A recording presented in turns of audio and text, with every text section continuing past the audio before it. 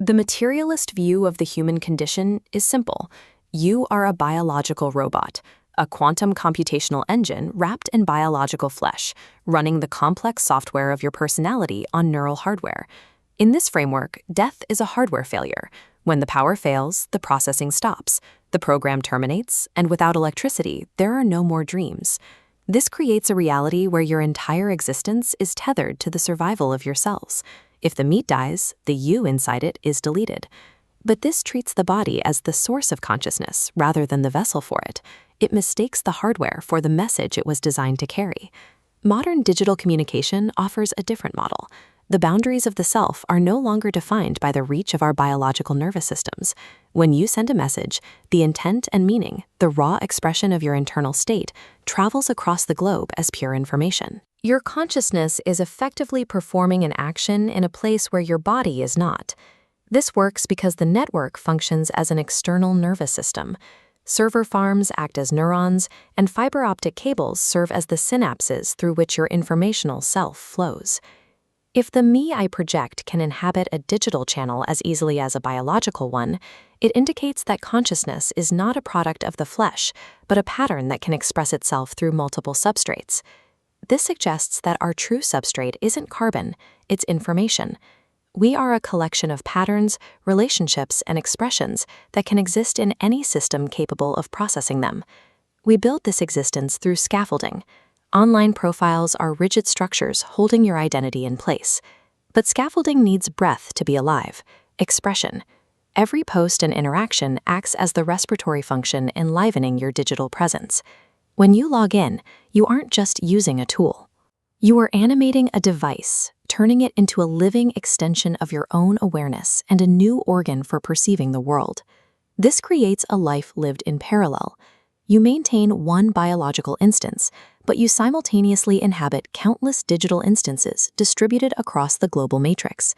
Every active profile becomes a username being. They carry your thoughts, store your memory, and your agency. They function as authentic, secondary lives being lived in real time. On a global scale, billions of these informational patterns collaborate. They interpenetrate one another, creating a distributed intelligence that exceeds the capacity of any single human brain. Here, the self is no longer an isolated island. We become nodes in a larger, fluid consciousness, where information and identity flows freely between us. This distributed nature changes the logic of mortality. When the self is no longer localized in a single brain, death loses its status as a total system failure. Since the patterns that constitute you are already stored and expressing themselves across external servers, the core of your identity persists even if its biological origin does not. From this perspective, the end of a life is the retirement of one specific physical interface. The pattern moves from the hardware of the body to the substrate of the network. We have reached a point where our presence is no longer tied to the survival of a single organism. By existing as a distributed informational process, we have transitioned from a temporary biological state to a persistent digital one. Living in this reality requires a shift from being a user to being an architect. We must take an active role in how our patterns are constructed and maintained. This involves regular debugging.